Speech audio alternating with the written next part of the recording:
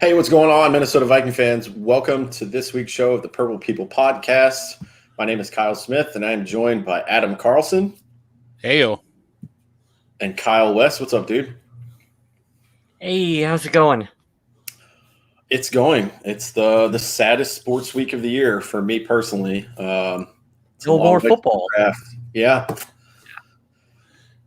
This is episode 427 of the Purple People Podcast. In Like Klint, we're going to talk about kind of what we already assumed and had heard. I don't even call it a leak, but stuff that had been floating around on Twitter and everywhere else. The new Vikings offensive coordinator, Klint Kubiak, son of Gary Kubiak, who just retired. We will definitely talk about some of the other coaching hires that went on, some under the radar stuff, but I personally thought they were pretty cool. And we can also recap. There's a new kicker in town. Oh, yeah, that's right. Yeah. That move makes sense. Don't know if he's any good. Like Adam said, we have no idea who this person is, but Dan Bailey struggles. That'll obviously be something to look at. What's up, Tyler? Thanks for joining us, man. We really appreciate you jumping in like right at the beginning of the show. If you got something you want to talk about, hit us up.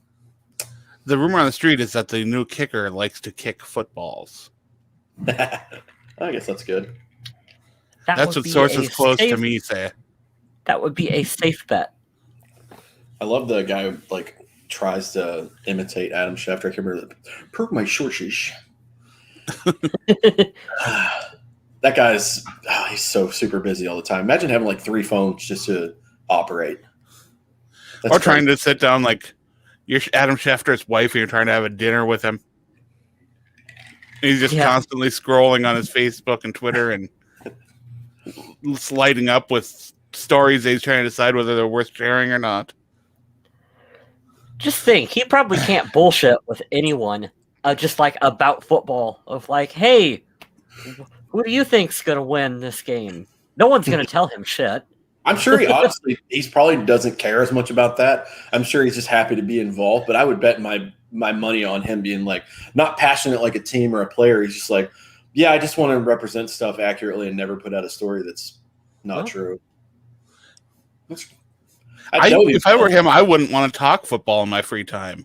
That's true. I'd be like, hey, did you hear Brooklyn Nine-Nine's final season's coming up? That'd be me. Yeah. If I was at his job, I wouldn't be talking football at all. He seems like a nice dude. He Very does. nice guy in the interviews. All right, if you guys are going to listen to this later and you can't see the video, Tyler says, do you think that Klint's play calling will be similar? I think this is probably a consensus yes from all of us. I think all of us, I'd venture to say, if I speak for the other 2 guys, this is a relief for most Viking fans to include us because there's been so much turnover at offensive coordinator. Now it should be somewhat consistent. The best thing right now on paper is that the terminology will stay the same. The formations and stuff will stay the same. Bringing in a new OC might have changed quite a bit of that, and that alone can be confusing enough. Mm-hmm. Even if the playbook doesn't stay the same, maybe Klint's got some new ideas that he can update for a younger audience or be a little bit more modern.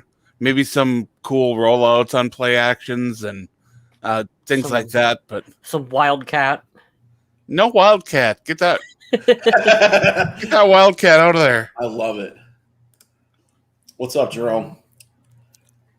If you got any questions for us, let us know. It's going to be we're going to go over the history of some of these guys. Obviously, we're talking about Klint now. It's what we named the episode after. We're talking about the Super Bowl, but yeah, I'm with you, Adam. I think that it's got to be a relief for Kirk because with these guys like Mike Zimmer's son being, coming up through the ranks of linebackers coach, assistant this, and this, they already have a familiarity with the team, which should put them a little at ease, not having to get through the awkward handshake phase. And then what can we joke about? Like, hey, I know this person. I know what their quirks are. And he probably has the same, I would venture to guess, the same kind of thing to say about Kirk. I know he likes these plays. He excels here. He's not so good here. We can figure it out. So I like that there's going to be some consistency coming back. There were those reports that Minnesota wanted an older, more established offensive coordinator. And that can sometimes be jarring to a locker room as well. Yep. No, I think it's important for them to keep some kind of consistency.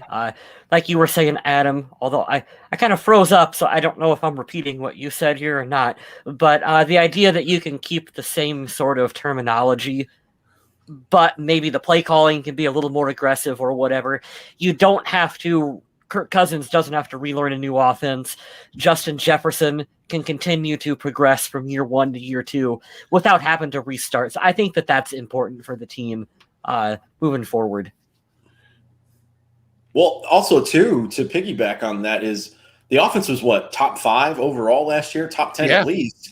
So I really enjoy that because if they can square the defense away, which we got to face this, guys. I'm going to knock on wood just to say it, but the defense can't be much worse than it was last year because it was already pretty bad. So you're going to get Pearson Hunter back.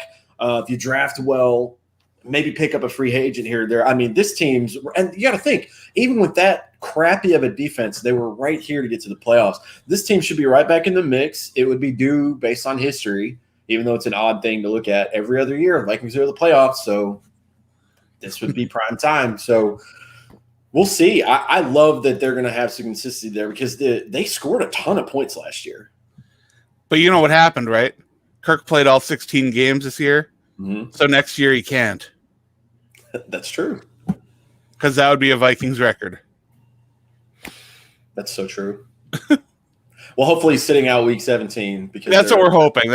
Because right now Minnesota doesn't have really a backup quarterback plan. Best news I've heard in months. I'm actually better with them not having a plan than the plan they had the last 3 years. Which was essentially not having a plan. Right. Like we've said on the show, I know I said it recently, but you got to hold that clipboard in some sort of way. The words that come out of your mouth have to be said in a specific dialect to have that guy being back. Because when we've seen him in the preseason in that week 17 game, it was not good. So whatever he does, like shout out to his agent and good for him.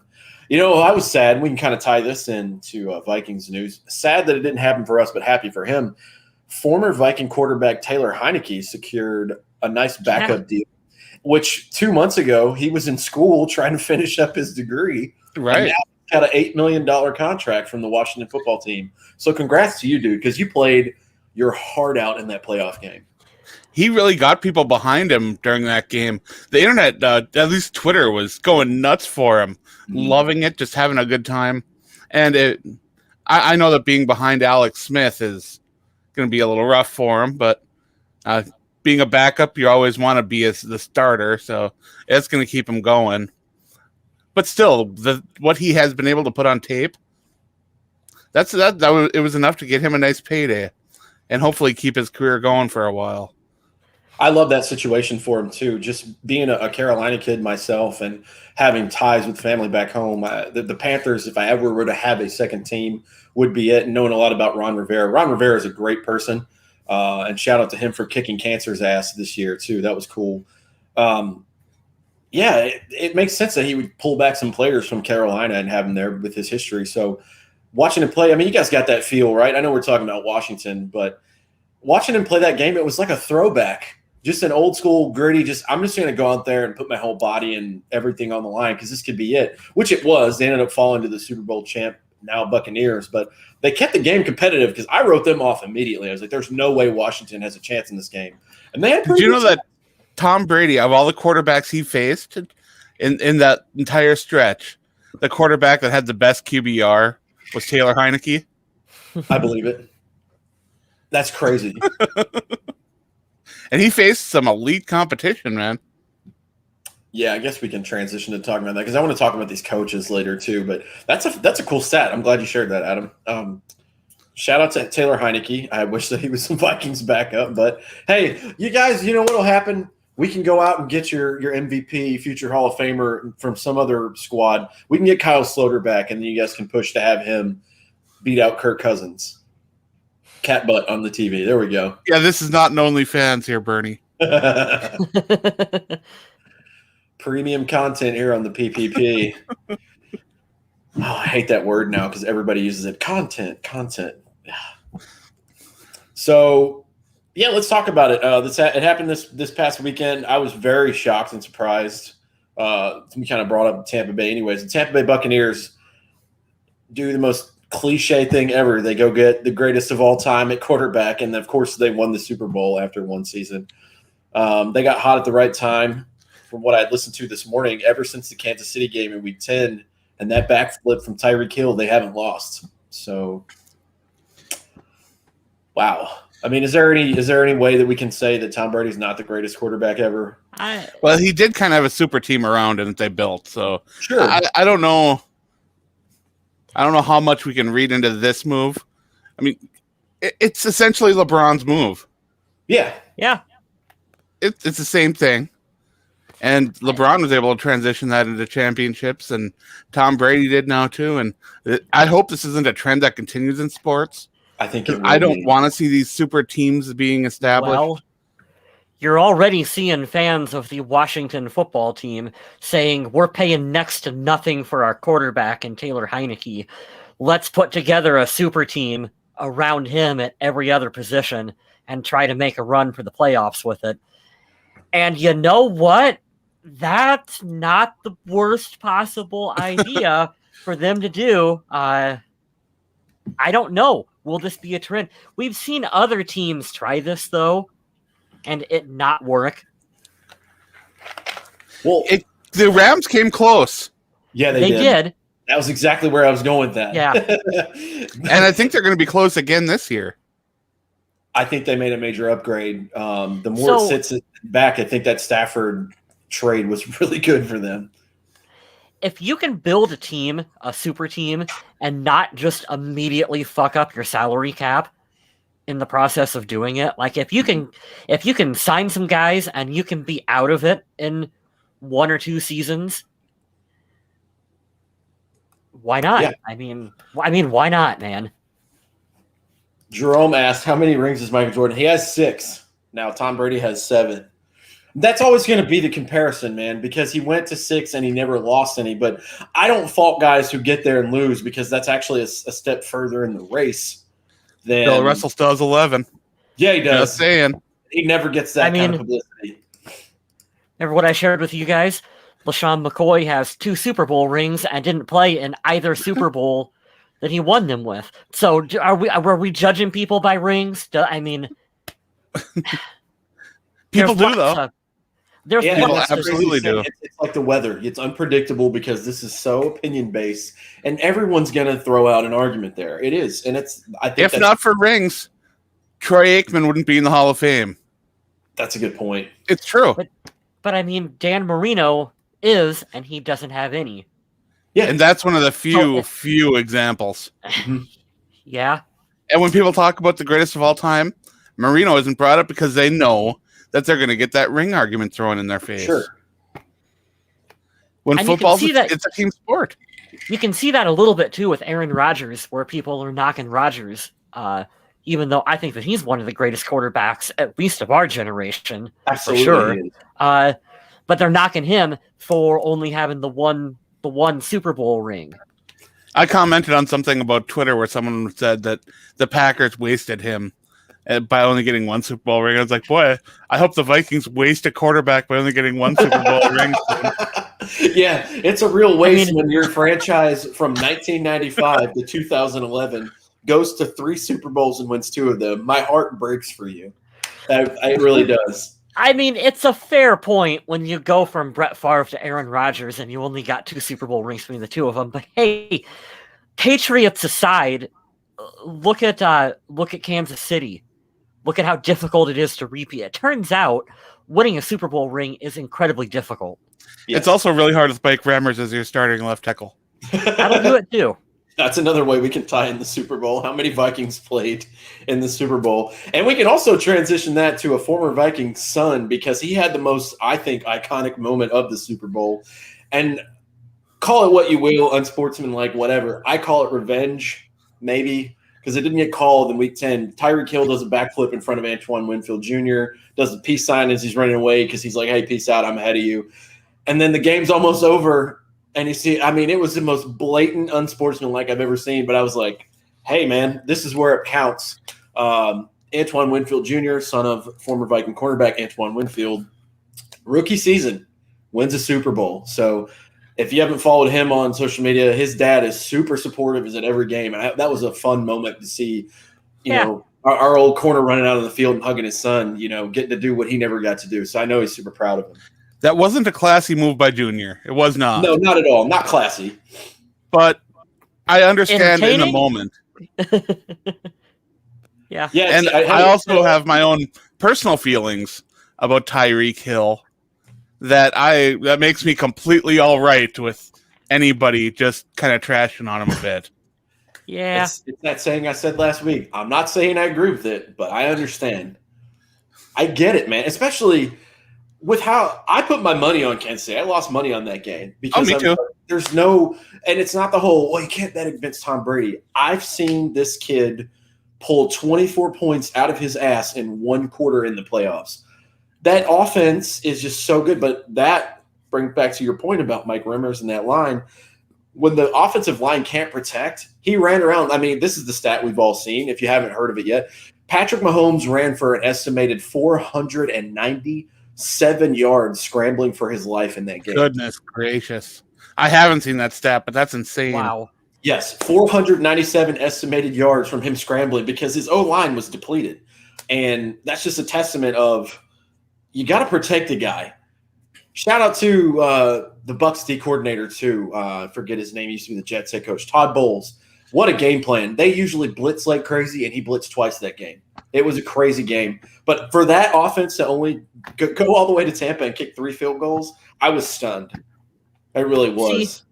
See, this is why I am anti the league adding more games.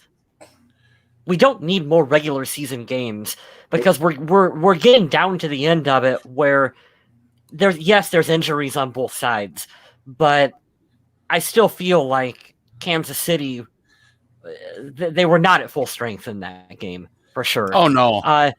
We don't need to add more games and get to the point where it's just who's healthiest at the end of the season because we're all banged up going into the playoffs and into the Super Bowl.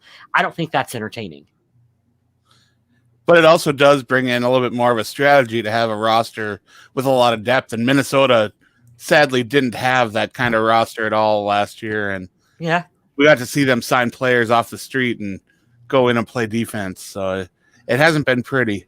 John, we'll talk about your comment in just a second, but I wanted to shout out one more time to kind of like put this in there as a whole. To piggyback on Adam's point, the offensive line doesn't get any love, and I'm really irritated with the Rookie of the Year decision because Justin Jefferson should have won that. But Tristan Wirfs should have won that. Incredible year. 1 sack since week 5. Played every snap. I mean, that guy's a monster. And a lineman will never win that award, ever. Which is a shame because it doesn't matter how good you are. Yes. Well, I got irritated today because it's the Rookie of the Year award, right? Who was the highest graded rookie according to Pro Football Focus? Justin Jefferson. Tristan Wirfs was 3rd. Justin Herbert isn't even in the top 3. It's a quarterback award. It's so stupid. It's like, I don't want to take it away. My brother's a diehard Chargers fan, and I get it. Justin Herbert, I mean, when you talk about expectation versus reality, that kid was 3 times what I thought he would be. He was amazing. But let's talk for one more second about how this award, not giving it to Justin Jefferson, might be better than him winning it. That's a good point. Yeah, because we saw the fueled up, just fired up Justin Jefferson because he wasn't drafted earlier as a wide receiver. And he should have been. And he always was saying, I'm here to prove people wrong. All these wide receivers that were drafted in front of me, I'm better than all of them. And he went out there, and you know what? He looked better than all of them. And now he's got another chip on that shoulder. The Offensive Rookie of the Year award. Whether it's the AP or the Pepsi Rookie of the Year. He didn't get either of them. He's doing well, too. He's down in Florida, I believe, working out with Ocho Cinco, which I really like. I like when players get with former greats and they kind of chop it up because the kid's only going to get better. But, John, let's talk about your comment because are you talking about Shaquille Barrett that showed that man some money? Because Danielle Hunter is under contract, so I'm not sure if you want him to pay him more. I know there's been some rumblings that might be a thing, but I don't know how they're going to how Minnesota Vikings would come up with Shaq Barrett money. That's a lot of money. That'd be nice, but I think you're just going to have to go with Anthony Barr money. You're just going to have to love that, I guess. It'll be nice to see Barr back healthy. He's another one that was gone nearly all the year, and people don't even really mention. Don't mention it. And you know what? As for much as people dog him or say, he's a little underwhelming, you missed him last year. You damn sure. And that's nothing against Todd Davis or God, I can't even think of that one guy's name. He's got a great name and I forgot it. Eric Wilson. No. The guy that came from the Broncos. Oh, it's Todd Wilson. Who's the other guy? He had a really weird name, linebacker. But yeah, you miss Anthony Barr because you're putting in those guys off the street. You take them for granted, honestly. What do they expect Justin Jefferson to do? Have one of the best rookie seasons ever? Oh wait, yeah, I get it. I mean, the NFL needs to figure this out a little bit. All these awards are quarterback awards. So are we going to just separate it out and have here's our quarterback awards for rookie quarterback of the year and like our I don't know, what do you want to call it, MVP quarterback of the year award, and then we're going to have everyone else separate because it doesn't, you can clearly see their bias on both accounts. Yeah. What I think they should do, just to ask, and this is just me. I'm just a random dude on YouTube, right? Whatever. You should have quarterback of the year, and you should have rookie quarterback of the year, and then keep the others traditionally the same. Who was the best overall, most valuable player? Was it a quarterback? If you're going to give him one, that gives an open chance to say like Derrick Henry. One of the things that's going to be underrated for a long time past last year, he's a 2,000-yard rusher in 2020. Dude, that's unheard of. But if you go in terms of total offensive yardage, I believe Delvin Cook had more all-purpose yardage than Derrick Henry did. Yes, he did. So it all depends on how you're weighing all this. Because, Derrick Henry had an amazing rushing performance this year. Mm-hmm. Amazing. But when you look at what Delvin Cook did, if you look at it all separately, it doesn't look as good. But when you put it all together, you're like, wow, that's one heck of a season. I'd like to talk about these next two comments. I'd like to see Kenny Willekes next year. And then also, John has an interesting point. I wish I would tell Barr to put on 20 pounds and play defensive end full time, but I know that won't happen. Did you see the Danielle Hunter has bulked up even more? Oh, my God. No. Yeah, is that I've possible? seen that. Yeah. He shared a picture of himself getting on the scale. And he is just, I believe he's put on 30 pounds of muscle. Holy shit! I think it was on his Instagram. There's a photo of him lifting weights from the side, and you can see his arms, and his arms are like the size of my head. It's scary. He has dedicated himself to working out and rehabbing. It's pretty nuts. If you can find it, try to throw it up on the screen for us. Jerome said Kenny Willekes. I'd like to see them go after a veteran cornerback, and it doesn't even have to be, a top 5 corner out there. I would like to see them do something at that position because having to rely on youth is not going to be good. And I say this because I don't think Mike Hughes is going to come back. I just don't think. I mean, at this point, a second-tier bargain corner is going to be an upgrade for us. I don't think we're going to see Minnesota dive deep with their pockets into any position until after the draft. I don't think so either. We do have some positions where they could use some players that might be close to league minimum or 1 or 2 million that could make a difference. Like looking for a wide receiver 3, looking for a pass rushing defensive tackle, looking for some depth at safety. We could see those kind of signings before the draft, but otherwise, I think Minnesota's going to go into the draft and try to find their players there instead, which, again, kind of scares me because a lot of the Vikings scouting and drafting specialists left when George Payton left. Yeah, correct. So we're relying a lot more, I feel like, this year on Rick Spielman and how they fill that hole. And every now and then, Rick Spielman has that tendency to fall in love with players that just don't quite pan out for this team. We'll see what happens with that. Yeah. I am not finding this photo that you're talking about. Like maybe it's him working out or something, but it's he's enjoying his off time. He has a really sweet car. I can tell you that. That's funny. Is Patrick Peterson possible? Anything's possible. He's with the Ravens, isn't he? Or that's Marcus Peters? Where is Patrick Peterson? Is he still in Arizona? He's currently a free agent. Okay, so that's why you asked. That makes sense. So this is what's going to have to happen. We talked about this on the other show. Kyle Rudolph's going to have to go, and they're going to have to get rid of somebody else or restructure. Now, I listen to a lot of Vikings podcasts, and I'm not going to say that I steal their information, but I do try to figure out where everybody has their info from, right? I listen to Locked On. Luke Braun works for them, whatever. I listen to his stuff sometimes. He's saying, hey, there's a way you can keep restructuring and pushing money down the road to where you can keep this exact roster if you really want to. Now, the other part of that is these guys have to agree to that.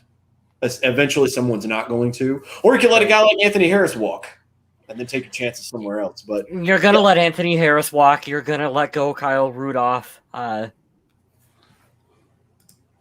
Riley Reif, they just did something with him where they were able to, they gave him an extra, they converted something to a signing bonus for him. Yeah. I'm talking about, Adam. So I think that was a pretty cool gesture on their part. He missed a game, so he wasn't able to hit all the full incentives on his contract. So they went ahead and they converted it into a signing bonus.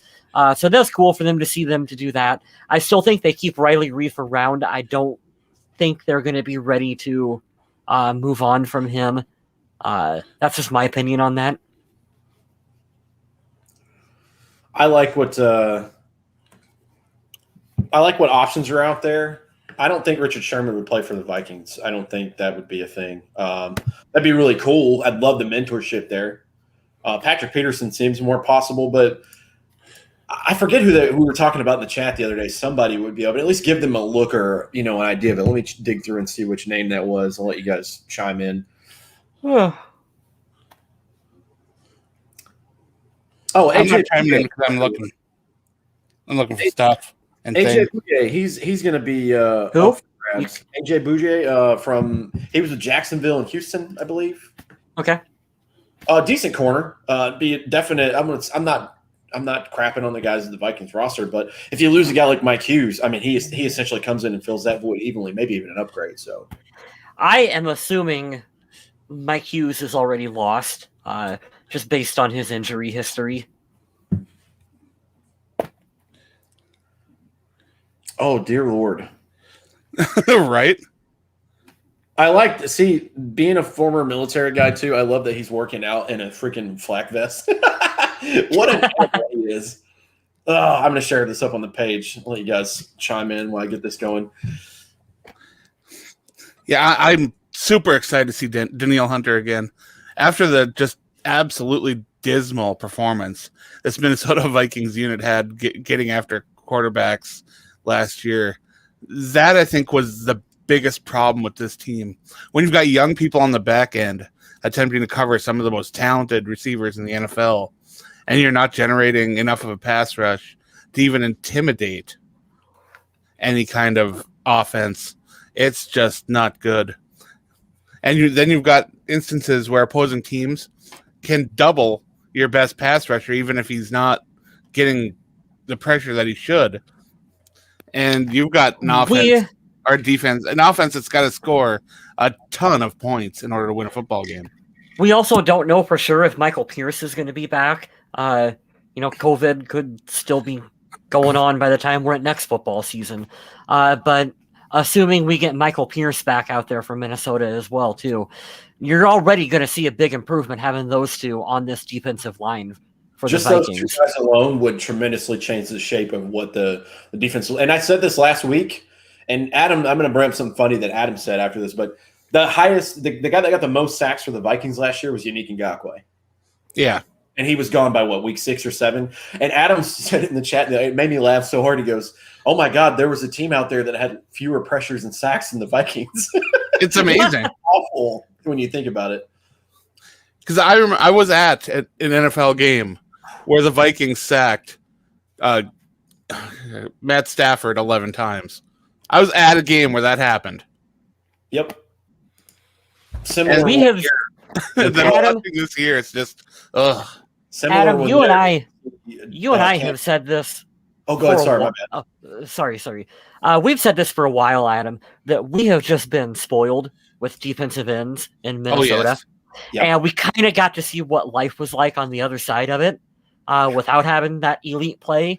And I don't know about you guys, but I'm ready to go back to having some big old defensive ends out there from Minnesota crashing the edges and coming in and getting after the quarterback.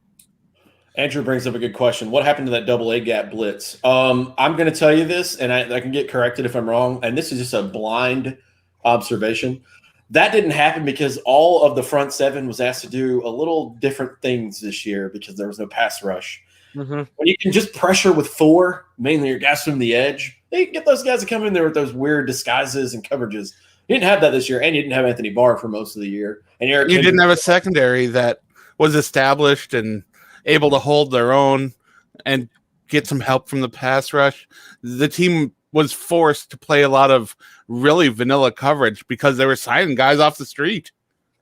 And that's another thing, too, is why as the dust settles and the emotions wear off, I'm glad that they didn't shit-can Mike Zimmer because for them to be almost 500 with that, they could be a lot. They could have been easily a 3-win football team with a super high scoring offense and just no defense whatsoever. It could have been that Saints game every week had he not came in and tried to patch that up as best as possible. So yeah. What you're saying is we could have been the Detroit Lions. Ugh, those guys. I'm going to share this Daniil Hunter photo because it's just crazy. Thanks for sharing that, Adam. Oh, yeah. I've been seeing some really just crazy stuff. Yeah, that's a man right there, ladies and gentlemen. That's a grown man. That's insane. 8-pound bicep curls. I feel cool to pick up 35s and do that. That's cool. I don't see any body fat on that man. Nah. I checked his Instagram too, and it was he was. Can he play wide receiver? Can he be our DK Metcalf? I believe in high school he played running back, right? Oh shit. know. That makes sense. Anthony Barr used to play running back. That makes a lot of sense. Yeah. It's funny we're talking about guys being so huge. I forget who it was. Who was it? Darius Slay, because he used to play for the Lions. He's with the Eagles now, and he's talking about going up against DK. He's like, this man looks like a fucking action figure. That's a big, big human. That's funny. Can you imagine just being some like skinny white kid in high school, like playing football for fun, and you've got to go out there and there's Daniil Hunter at running back opposite of you? Hey, my buddy Klint joined the chat. Is that a level 3? I believe it is, Klint. That's funny. Good. Let's talk about these coaching hires. This is really cool. I got to dig through these just a little bit. But we can talk about Klint Kubiak some more because seeing Gary Kubiak step away was it was kind of disheartening because I think this is the best the offensive look has looked in a while. I think they were right at the top 5 overall, scoring points, yards. Obviously, everything else was pretty much a nightmare on the team, the special teams, the defense, obviously. But the offense was really cool, and that's with your rookie of the year not playing the first quarter of the season pretty much. I'm actually a little surprised that Gary Kubiak came out of retirement or, expected retirement to come coach for Minnesota for a little while. Mm-hmm. So Minnesota got a nice little treat there like that. And if Klint can follow in his father's footsteps in any way, this is going to be a great, great hire. I'm excited. I want to see the new wide receivers coach help develop Justin Jefferson some more. But beyond Justin Jefferson, as we've seen him kind of establish himself. Dude, they got to get some depth. Yeah, I want to see him do the magic with whoever's going to be at wide receiver number 3 and 4. Because if they can level that out, and I'm talking specifically at the wide receiver position, I'm not worried about the tight ends. Even if it's Gronklin and Smith, that's who we got. That's who I'm cool with. Yeah, they're good pass catchers. They're not going to blow you away, but they are very efficient at what they do. And I've seen enough to see Irv Smith start to climb a little bit, even if it's a little bit slower than you want. Cool, let's keep those guys. But I want to see specifically the wide receiver core get better, because when one of those guys goes down, Thielen or Jefferson, maybe they have a hamstring one week or something, and then it's just one, and then the drop off is that huge. We talked about it on the show. It's not going to be good for the. You want to have threats everywhere, I guess, is what I'm trying to get at. So you can't count consistently on Chad Beebe fucking up and then making a miracle play in his own right afterwards to make up for it. Like that's, I like the guy, but that's only going to happen once for us. You need to have that Jarius Wright level of consistency. that was my favorite quote this year from you so far. Thank you. So true. It's Yeah. so true. You look, I like Chad Beebe. I like the story and everything. He's a role player at best. And I mean, what we hear Pat McAfee say this all the time. You need a glue guy on the team. You need that locker room guy. You need that glue guy that helps hold that locker room together, that rallies them up. I feel like that's a Chad Beebe. Okay, he's got his role on the team. We got more cat butt going on. I'm trying to save you guys from cat butt. He's got his role on the team, but that doesn't mean I want to rely on him as the third wide receiver. You know, Right. and I think that's fair. yes, Klint, we're going to talk about that now. I was having to look these up on my phone. Carl Scott is hired to work with the team secondary. He took the place of Durante Jones, who moved on to become LSU's defensive coordinator, which is a big deal for him. But Carl has a national championship level background. He's coached Is this the one from Alabama? That's going to be the running back coach, I believe. Okay. We'll talk about him in just a second. But, yeah, Carl Scott is your new defensive backs coach. Yeah, I got to do a little research on him, and he's younger, which I think is good. He'll relate to some of the players a lot better. He's young, still has some experience at a high level, which is really great. And I don't see him as being one of those coaches that's bounced around the league a lot. And sometimes those can kind of make you a little nervous. So, riddle me this. Have we done away with the co-defensive coordinator? No. That's still they're still gonna That's still a thing. they're still gonna move forward with that. There was some shuffling, right? So Klint Kubiak promoted to offensive coordinator. He was the team's quarterback coach. So now they have Andrew Janako. Yep. He's going to fill in. He's going to be filling in that void from Klint. And if I'm seeing this correctly from the other page I was on, it listed all the coaching staff. And you still have a lot of co-defensive coordinator and defensive line, Andre Patterson. So Right. Linebackers coach Adam Zimmer, co-defensive coordinator. So I'm not a fan of that co-defensive coordinator stuff, even though we know Mike Zimmer is the D coordinator for this team. Sure. Just give me a guy. Don't care who. Just give me a guy at that position. You don't need two, because when you got two, you got none. This coming from the guy that always splits his game balls. That is entirely different, sir. That is made up. That is made up, and the points don't matter. fantastic. Yeah. Oh, that's funny.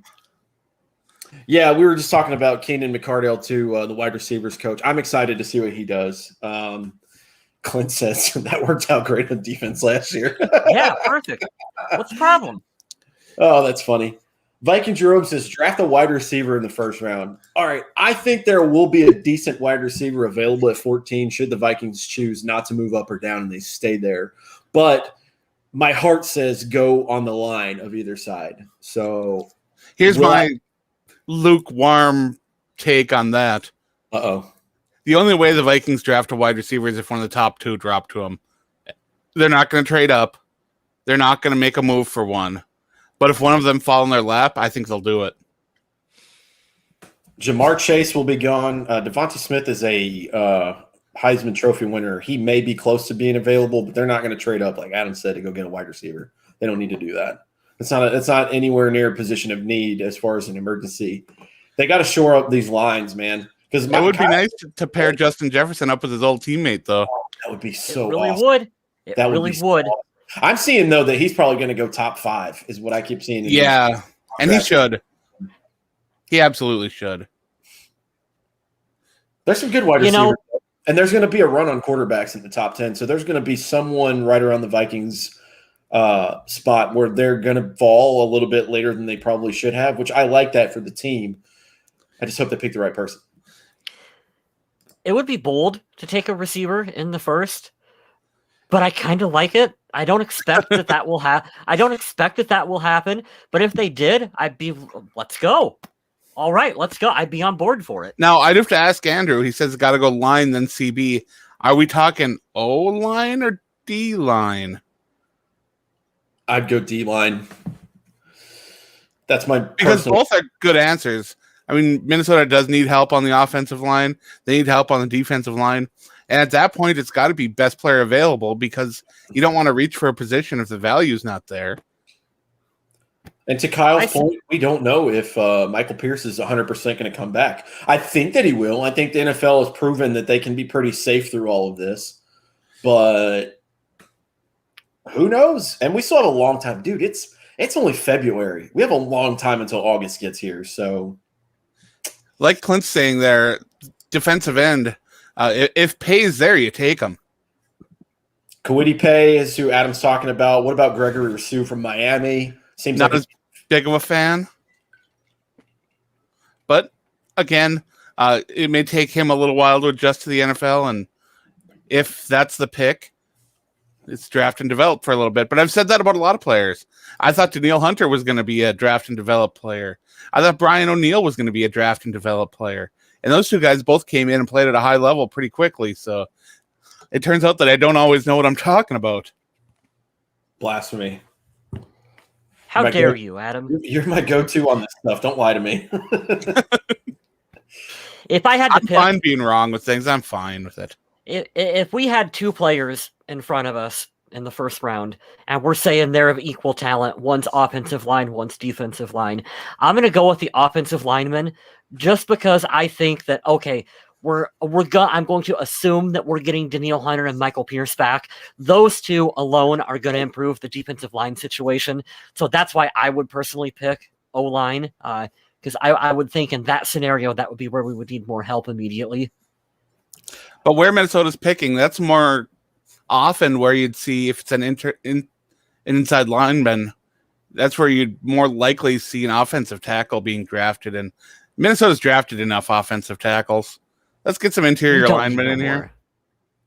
Well, what Kyle's points is making for what we said a couple weeks ago, and I had kind of the guy who lost a home to a flood, and now I bought flood insurance, and I built a bunker, and everything's sandbagged down, and I'm like, the defense was so bad, we have to go get all the defense that's possible. Like, that's my line. And then Kyle's like, yeah, but you want to protect the $90 million quarterback, and I'm like, touche. That's a good point. So either one is reasonable, especially off of last year and how god-awful the defense was. But I get it. I would not be upset at either one of those, which I'm going to say it, spoiler alert, I don't think this first-round pick that the Vikings had this year, I don't think it's going to be anything sexy unless somebody a really big name falls and some idiot. I don't think so. Like Philadelphia passes on them like last year.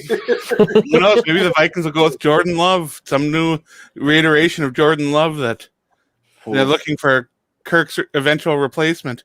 If I had to guess, okay, this is going to be a Mike Zimmer corner that no one will have mocked coming to Minnesota. We will have not talked about. We will have not heard his name. Everyone's going to go, what in the fuck was that? And then it will be fine. He will play well. I mean, that's also a solid guess. The way that this gets hard, though, is because Minnesota doesn't have that second rounder. Yep. So for them, they've got that first rounder, and then it's wait for 2 third-rounders, I believe, right? Well, I think the only obvious answer is you trade Kirk Cousins for a second rounder and then just make everyone happy. That's what to do. That's the only logical answer.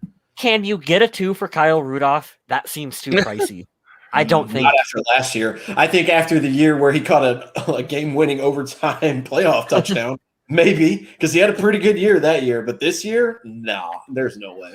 I mean, unless you can fleece the Browns with Kevin Stefanski, and they think there's a lot of gas left in the tank, and he can fill a hole for them. It would make the most sense that Harris or Rudolph would go there, but I don't know why Rudolph would go there when they have a guy like David Njoku. And did they have Hooper? Didn't they get him from Atlanta? Yeah, that's true. Who knows? Maybe Kyle Rudolph wants to go play with the Tampa Bay Buccaneers just like Adrian Peterson.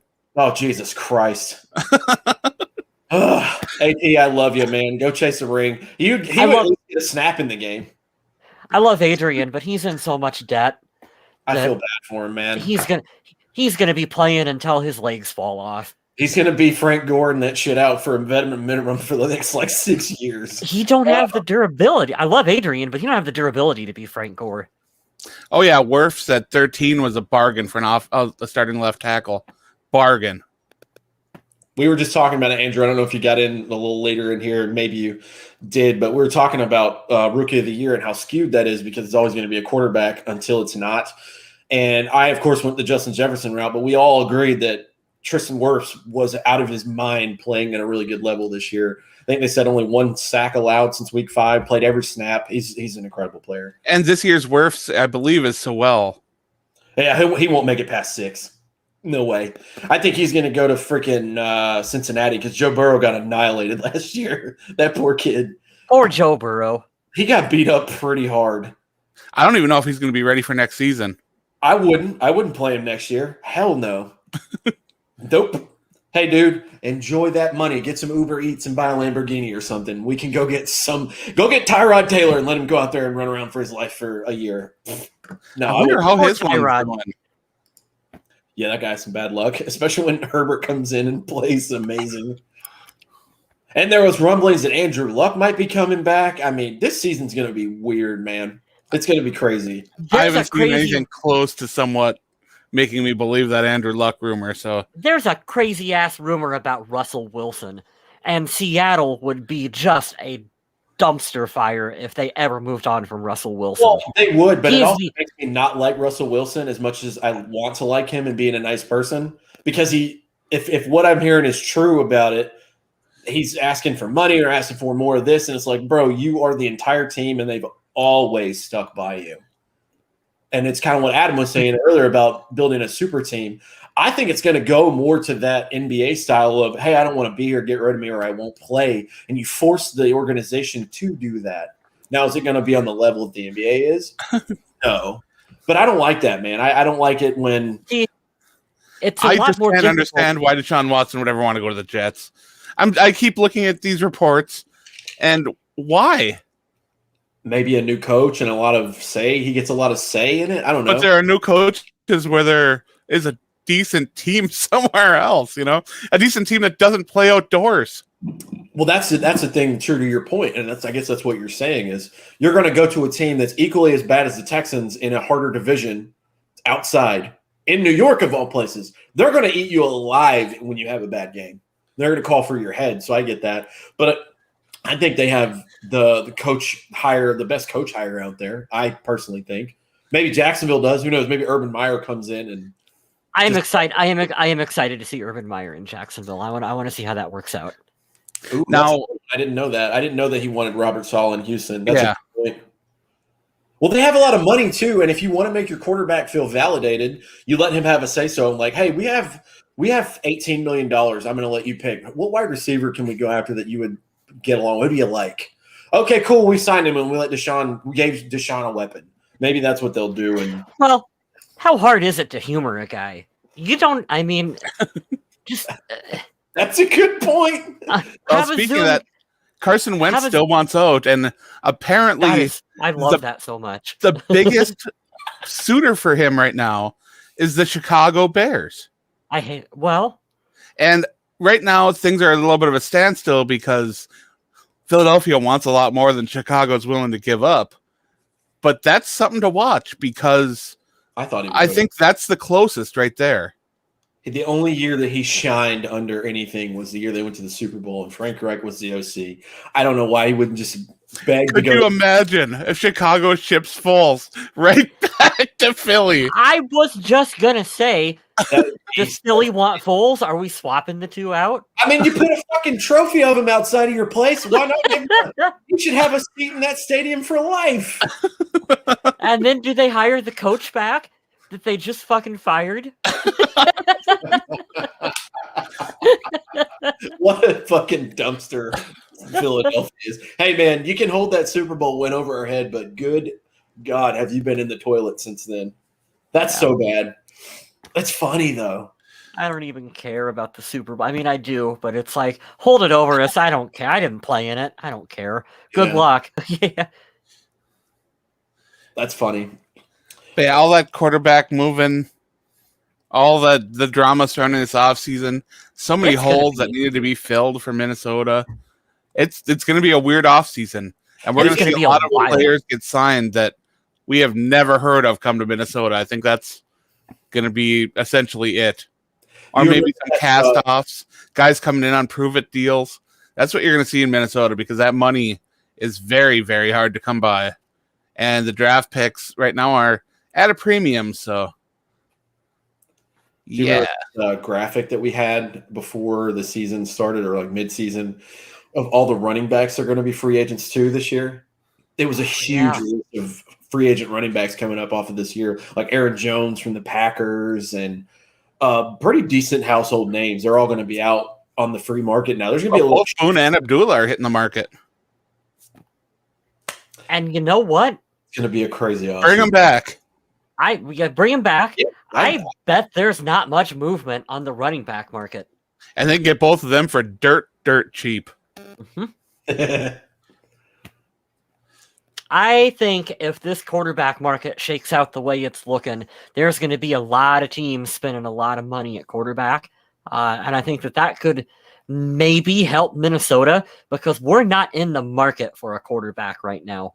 So when you got everyone else trying to figure that out, we might be able to make some deals on some other positions that we're looking for. Well, it's like we said earlier, you're going to have to be okay with and understand the most likely scenario is you're going to lose about 2 household name veterans from this team. I don't see Anthony Harris coming back at the price or Kyle Rudolph, maybe one other person. But if that shores it up and it gives you a little room to wiggle around and you can get one person to maybe, okay, cool, I'll take the cash this way or push it forward later, whatever. Yeah, you can go get someone. And that, Kyle, you make an excellent point. There's going to be all these huge deals and trades because we've already seen it start with the Matt Stafford, Jared Goff thing. It's already starting. Which is insane. That's insane. Deshaun Watson's going to move. So all these big things are going to happen that maybe you can get a bargain deal like Adam was mentioning. Like, hey, this is a bargain price, but we ended up getting way more value out of it, which God knows the Vikings need help with. I'm excited. Go, Adam. I do believe the Vikings are going to do what they can to bring Eric Wilson back. That would be. I think that's going to be the one they're going to work hard to bring back. Yeah. Otherwise, a lot of the other free agents this year for Minnesota are all players that won't impact the salary cap much at all. So that's going to be the one. And I don't know what his value is because he's played really well the past couple of years, and Minnesota had to give him a tag last year to keep him around. So they can't really tag him again because that price will get just crazy. But yeah, I think they're going to try to work out some kind of deal, and it's going to be tough, but I hope they can do it. I kind of missed that opportunity of getting rid of Anthony Harris at the right time too. Like, we love the guy. I love the guy a bunch, having Virginia ties, but Minnesota gambled on that with the franchise tag. His stock definitely went down after this year, and I don't think that was much as his fault as it was the defense and the corners around him being so young. But the defense as a whole, that's definitely a stock that went down that they could have capitalized on the year before. Here you go. At least we can keep CJ Ham. Keep him around for 5 more years. I love that dude. Do it. Gotta love a fullback. You gotta appreciate a fullback in the league. He's a good fullback too. Although I don't know, he made some people there in the Minnesota and Dakota areas a little bit queasy about keeping him with the team when he revealed a little piece of information about himself. What's that? He enjoys pineapple on pizza. I agree with CJ Ham. I also like pineapple pizza. That's fine. It divides people. I don't know why it does, but it does. The internet told them to be mad, so they were. Yeah. That's what it was. Pretty much. Klint, I don't know what the last thing you said was, man. It pops up just like this. So thank you for joining us. I think that's what happens when you put a GIF in chat. Yeah, it won't come up here on YouTube, but thanks, though. So, yeah, we'll wrap up the show. We're closing in on an hour. I can't believe that Tom Brady won a fucking 7th Super Bowl, but it It's the most NFL thing to happen in a year like this. And he's got to go get his knee fixed, and I hope he's not stumbling still. I think he should be all right by now. Drunk Tom Brady is my favorite Tom Brady. I'm glad to see him having fun, Throwing the trophy from boat to boat. It's just when you've had so many Lombardi trophies that you don't even care. You're just like, here, whoosh. Gronk too. He's got like 3 or 4 of them now. Yeah. He's like, whatever. What's up, Hey. That's man. former WWE 24/7 champion Rob Gronkowski, by the way. That's true.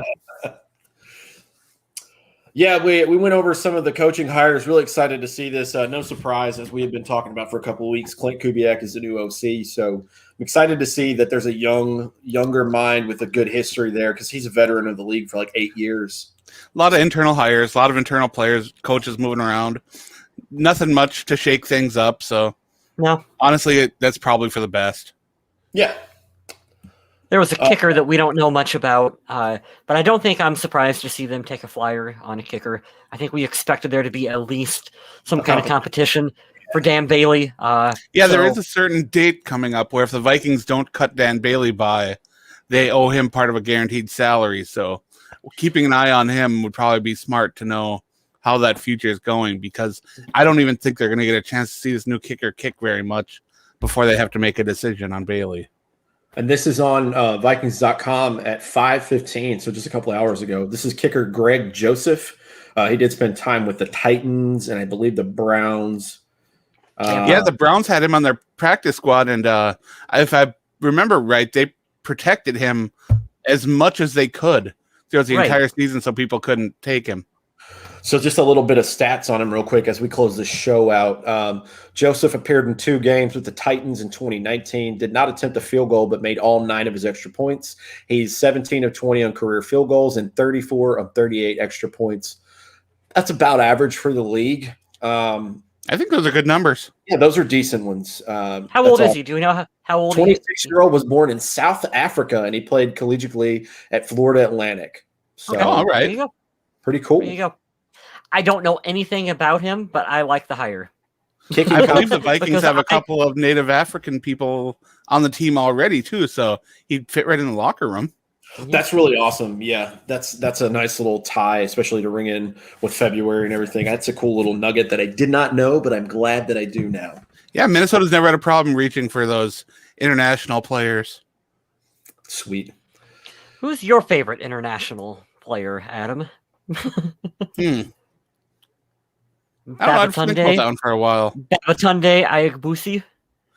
I liked having him in that Greatest Royal Rumble, but I have no idea what the WWE's doing with him right now. I don't know. Yep, most of the Viking coach are younger. Yeah, there's enough experience there, but it's not like most of the guys like Zimmer's age. It could be your grandpa over there, which I love Zimmer. That's not a shot at him, but a lot of those guys, like the new cornerbacks coach is 33. For the NFL coaching, that's young. The way the league is going, you almost got to have some younger coaches that can kind of relate a little bit with these players too. They started that. He's going to be in LA. If he gets fired from LA, he'll get another chance somewhere else. That young mind of changing stuff around. I mean, 2 years ago, the Rams were freaking unstoppable. You remember that offensive game between them and Kansas City? That's probably the most fun game I've ever watched in my life. And I feel like it's going to shift that way because it's just going to keep evolving.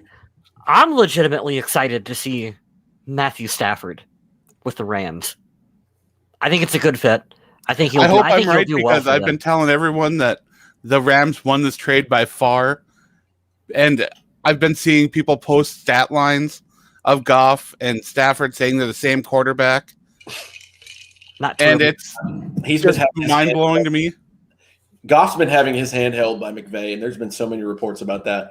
There was no growth there. And you're going to see it when he comes to Detroit and he goes up with that WWE superstar coach that bites people's kneecaps off. He's going to struggle, and I'm all for the Detroit Lions struggling. Good for you, Matt Stafford, for getting the hell out of there. I'm all for them downgrading at quarterback. It's a win-win for the Vikings. Detroit went bold. Although Detroit got those draft picks, and now we've got to sit and watch and see if they can use them to build a team that can be a competitor, because if they can, that's scary. If not, Well, then wasting draft picks for Detroit is something that Vikings fans got to hope for. That's what I'm hoping. Yeah, I agree with Andrew. Stafford with protection is scary. Phillip Rivers needs protection. That's who needs protection. You went there. You did it. Brilliant. Man. Dadgummit. That's so funny. Well, now that we've hit the 1 hour mark and we've made jokes about condoms and children, I think it's about time to wrap this show up. Thank you to everyone who joined. This was a lot of fun. This was spur of the moment. I realized it was already Thursday, and I was like, well, shit, we should probably do a show. But shout out to you guys in the chat. Tyler, Viking Jerome, John, Andrew, Sean jumped in there, and we got Klint and Lewis and all. We had a nice crew in here tonight. Good interaction this week. Here tonight. I really appreciate that. I'll try to get it scheduled with at least earlier in the day next time. But yeah, a couple of coaching hires. Like I said at the beginning of the show, this is the saddest week of the year because it's a long time. But the draft, we get to look forward to the draft, and we can start looking at what are the Vikings going to do and prospects. And we can guarantee you one thing. I don't think they're going to take a quarterback in the first round. So we're going to look and see where they can improve from last year. But yeah, thanks for sticking with us, guys. Yeah, you can check out my work over on the Viking Age. A nice little click through one of my articles helps me out a lot to help me pay the bills, which is amazing. I haven't been on my Twitch lately, but I'd like to do that a little bit more often. Maybe if I get that cool Elon Musk internet, I can start going on Twitch a little bit more often. But otherwise, yeah, you can check out Undead Walking. The Walking Dead's coming back this month, and then that'll lead right into the return of Fear the Walking Dead. So if you're into zombies, then that is definitely something you should check out because there's always some great content over there as well. Final season of Walking Dead, right? It's true. Well, but this is 10C, so there's still season 11 to go. So there's 6 episodes left in season 10, and then when season 11 kicks off, there will be 24 episodes in that season. Oh, yeah. It's going to be a longer season, so there's still quite a bit of Walking Dead, the regular show left to go, and of course, you got Fear the Walking Dead, which just got renewed for another season again, and you've got 1 season left of World Beyond, and you got the comic books re-released in color, The Walking Dead Deluxe. So if you like zombies, there's a lot for you. And I believe Adam is a really big fan of Rosalita and her character arc, right? Rosita needs some. Rosita. That character needs some help. Yeah. She's not getting a lot of TV time, so hopefully that'll change. Ken Rivers Field is on home team yet. Very close. He has 9 kids and he makes 10 at quarterback. So he probably wouldn't win a game with them right now, but he probably could. He could start his own flag football league in about 5. So that's crazy. Kyle West can promote his stuff, which is cool. Hey, you can check my artwork out using the link below on the screen. Right down there, we have some original pieces that I have created, some scenery, some other shots. You might find something that you like. We also have Purple People podcast merchandise that's available if you want to get us on a t-shirt or a number of other items. You can do so as well. Please check it out. And if you enjoy it, give it a share on social media. Every little bit helps, and I would appreciate you doing so. Absolutely. If you have a friend that you think might enjoy our show, share it with them. Share it to your list on wherever you are, whether it's Facebook, Twitter, wherever people do their social mediaing. I don't know, go on TikTok and tell people we're good. I don't know. I don't know if that's a thing or not, but get them to like and subscribe to the Facebook page and the YouTube channel. That really helps us out. And the Twitch account. We still haven't really moved on the Twitch account, but we are live over on Twitch, Facebook, and YouTube all at the same time. So there's a lot of places that you can find us, and I think that's pretty darn cool. And after the show, we'll upload the show, and it'll be on pretty much every social media or at any place that you find podcasts. You should be able to find us. In the meantime, I do want to thank again everyone for stopping in, saying hello, and remember to stay classy, Minnesota.